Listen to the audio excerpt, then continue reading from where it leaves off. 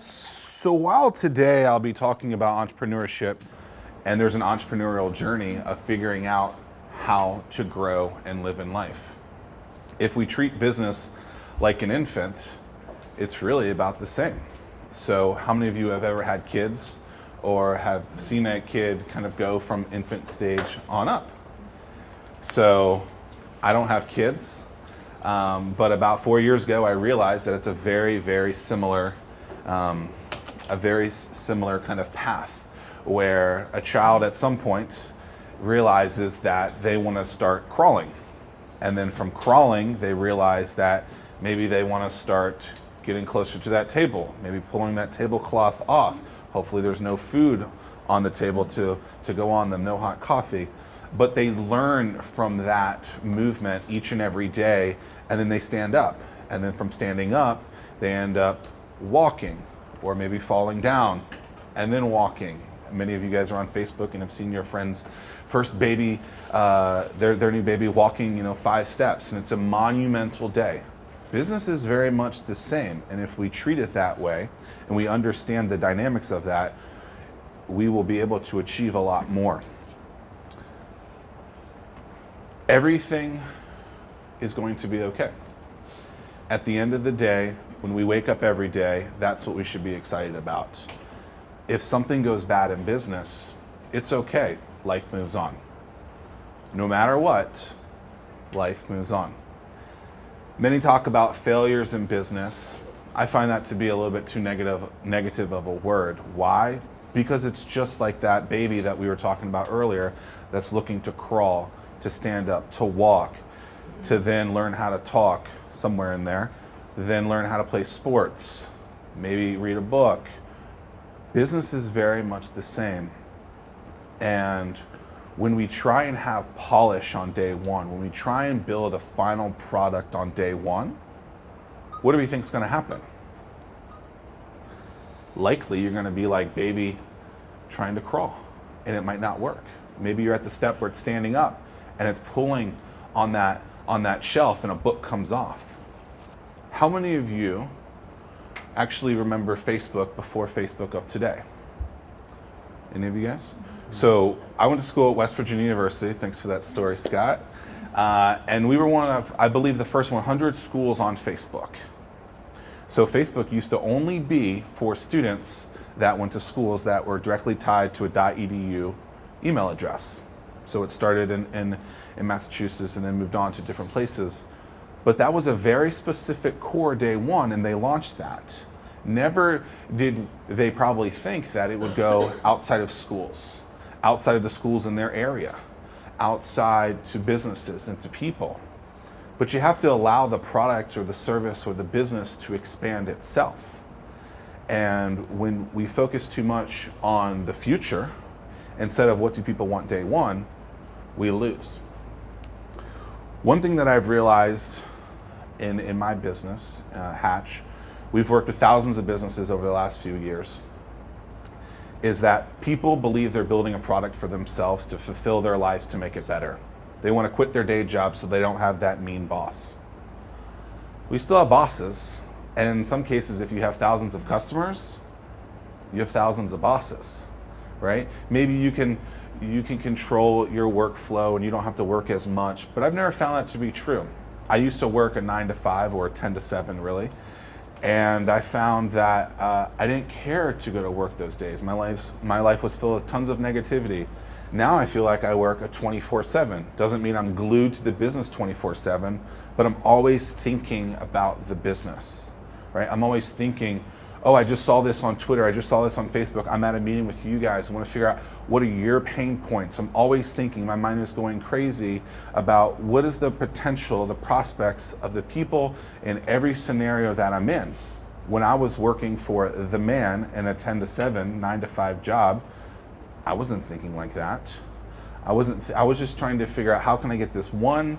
I worked in TV news, I was thinking, how can I get this story on air, and that's all I cared about. That was my one job. Now I think about how can I get the story on air and then 10 million other things. And again, if we go back to the baby story, it's a step over time. When I got back into my business career about 5 years ago, I had no idea what I was doing. I'd started my first business at 10 when my grandma sent me a check for $100. I grew up in a city outside of DC, and my family wasn't very wealthy, and my allowance money wasn't allowing me to buy as many video games or candy that I want. And so I went on my computer with the help of a friend and created little business cards that said my name and a company name that I called A Guy in a Rake. And I took the $100 that my grandma gave me, and I started a lawnmower company, lawn services company, because I said, I know how to do this thing because I do it already, and I make $10 a month doing it for my mom and dad. What would happen if I see my neighbor who needs it too? And so I'd go door to door, and I would look at my prospect customers. So I lived in a subdivision, and I believe business is this easy, right? But we try and make it really, really hard. I looked at the yards that had long grass. Knock on the door, say, can I mow your lawn? Most of the time it worked, and my prices were good, $10, $15, $20. Then what I learned was that when I kept in contact with these customers, they needed more work, not just lawn maintenance. They wanted, in some cases, me to put gravel down and then stones on top. And because I'm asking them, even at a young age, 10, 12, 13, 14, I'm able to work with them and make a $10 a month project, $10 a week project, into a $100 a week project because they have more for me to do. And again, I think we overcomplicate business. We see marketing experts say, you need this $10,000 website, you need to buy all these ads, do all this stuff. Who's in front of you that needs what you want, right? So each and every one of you woke up today and has a goal for what you want, hopefully. But you also probably have a pain associated with you and maybe your businesses. If I don't know what your pain points are, I have no idea how I can help you. And so let's reverse those questions on people. Instead of, how can you help me? How can I help you? And maybe I don't have that answer, but I know someone who does. So why should a product or a business not be polished on day one? Because life is changing, right? If we build something that is so important for today because we think it's important but never talk to our customers, what do we think is going to happen? Likely, our guess is going to be wrong. There's two ways to look at this. Number one is find those lawns that need to be mowed and ask them, what do you need? Or go up to people who you think's lawn may need to be mowed soon and say, why aren't you doing this? What is the problem with this scenario? What can we do to help you? What is your pain point? If you don't dive deeper into people's pain points, businesses' pain points, you'll never learn. The world is saying automate everything, figure out, don't make 4-hour work weeks, make things easier. I call that crap. I think people are trying to do things and not actually have to work. And one of my new favorite quotes is from a professional swim coach, and he says, work works. It's that simple. Work works. People say to me all the time, Zach, we see you everywhere. How do you do it? You must live on adrenaline. You must live on coffee. No, I just see people's pain points. I address them. When someone gives me an opportunity, I go after it. As Scott said, I host a TV show. That didn't happen because I sat, I had a vision board and it said, be TV host. I had created a ton of relationships in 3 years, and one of them was with a company that we had helped build a tunnel traffic app. So many of you guys know that the tunnels get backed up here apparently. I don't see it a lot when I make travels, so that's good. But there is a tunnel traffic app. It's literally called Tunnel Traffic, and it was built by a gentleman named Jeremy Alessi. And The TV station, Channel 13, is using this in their traffic reports every morning. And Jeremy emails me, he goes, I think I want to sell it. Or I want to give an exclusive offer to someone at a media company because I think they might be a good fit. So cool, I got the best fit. So I'm on the Southside's Chamber of Commerce marketing board, and the general manager of the TV station, Carrie Jacobs, is on the board with me, so I have a relationship with her. So I say, okay, cool. Let me email her and see what happens. Carrie, I'd like to meet with, would love to meet with you about this company that you guys are featuring. Can we get breakfast to talk about some strategies to work together more deep so that we can have exclusive offers for you guys? Yep, sure. Let's schedule something. Let me do that. Probably a week or two later, we're at a restaurant called Dieg for breakfast, and we pitched the purchase of this company or exclusive rights to this company. And what we didn't know was the way that media companies, traditional media companies, typically acquire stuff like an app. It's a very small fee, subscription manner over a long period of time. Right? So we didn't know that if they wanted to buy it for $10 million, that wasn't the number, that's not the game they play. They want to purchase it for a couple $100 to a couple $1,000 and use it over time, and they do that for several different markets. So had we known that, that game would have been a little bit easier. Maybe we would have pitched that. She then goes and gives us some great ideas on different partnerships to make more money through different relationships with people like VDOT, maybe some of the tunnel traffics alone, and ways that they might be able to pay those bills. So she balked at the idea, but gave us great insights to kind of the industry. Then she goes, I'm gonna turn the tables on you guys. I'm the new general manager here, I'm the new president, and I have an idea of having a local business show. The business community seems to be on the up, and we want to do a business show that features businesses in a unique kind of way that isn't like any other show that you've seen in the market.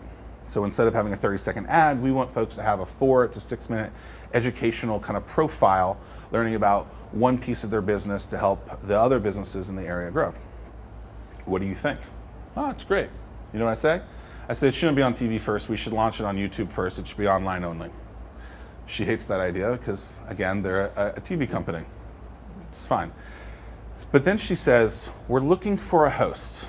Who do you know who could it be? I have 2 seconds. I look at Jeremy to the left of me, and I'm thinking in my head, okay, I have a journalism degree. I haven't been on TV in many, many moons. Do I pitch someone else, or do I pitch myself? And I pitch myself, and I raise my hand. Opportunities happen each and every day. We're just too selfish to raise our hands. You can always say no later.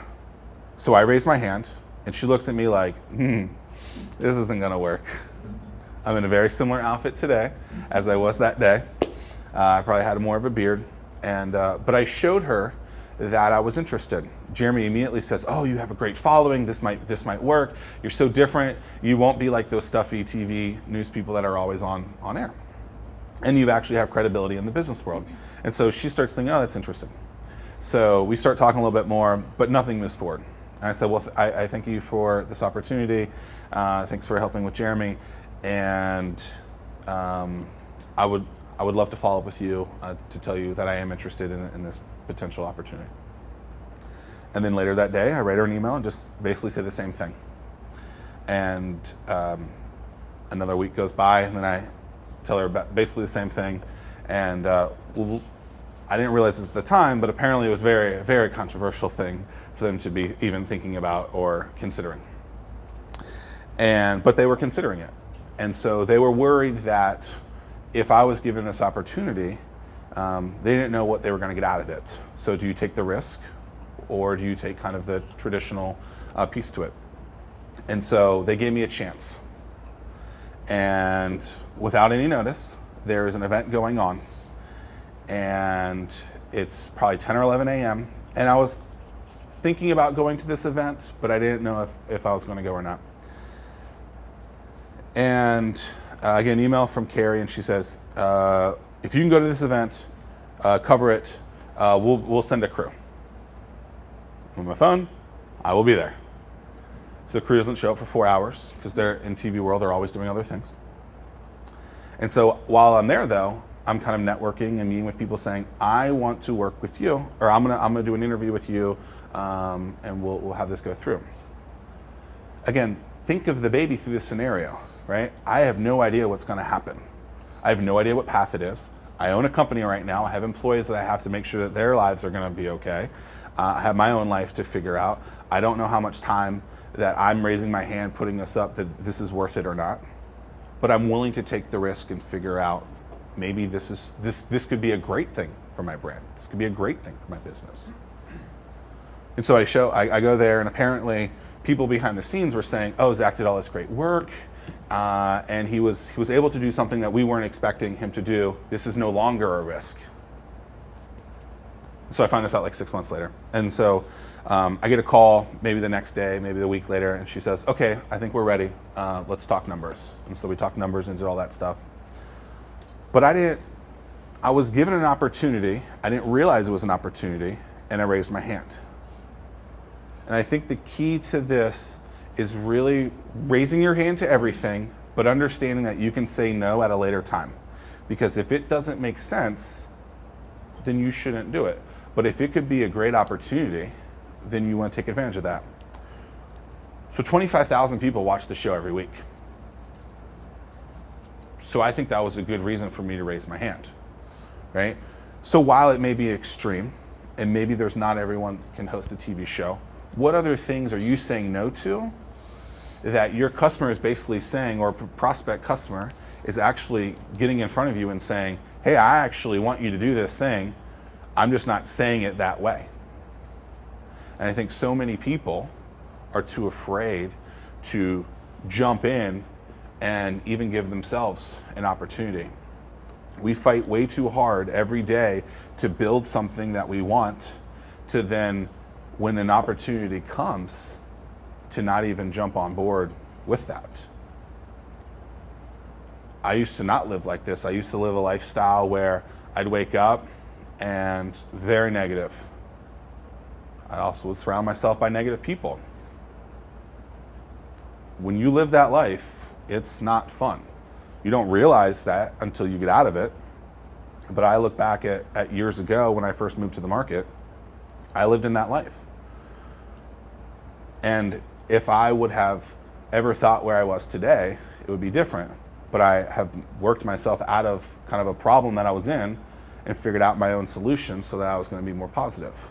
And so while these stories might not be direct to business, life is a business.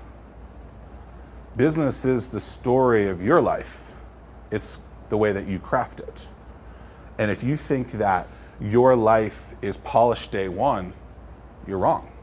Every day is a different journey to fulfill that. And if you can take these little stories, these little nuggets, and try and improve not only your day-to-days as an individual, but maybe in your business lives too, your lives can be better too. People all, a great individual that I met in the last 18 months, Frank Tomaso, he gave a talk in my office about a year ago. And he said, know your why. And I never really heard of this before. And many people have many different whys. Doesn't matter what your why is, it matters what it is to you. Mine is to be happy, right? Every day I want to wake up and be happy. I don't care about anything else. I don't care where I live, what I look like, what I drive. I want to be happy. I define happiness. And the day that I wake up and I'm not happy, I'm going to have to slap myself and say, get back into this, because I've been in the unhappy piece. And so if you know your whys, you know why you're getting up every day. You know what you're going after. And so if your why is like mine, to be happy, make sure you wake up. People say, oh, this is super early to come here. I say, really? I look at it as an opportunity. This is a series of opportunities to fulfill my happiness, to tell my story, to hopefully help all of you. And it might seem cheesy, but it's the truth, right? It doesn't matter if it was 11 o'clock at night, 2 in the morning, I would have said yes, right? You don't get to this big level that you want to be overnight. You do it because you do a series of small, medium, and large things together that build this thing called life. And if we say no too much, we're not allowing ourselves to fulfill on our own journeys that we're given this opportunity to be a part of.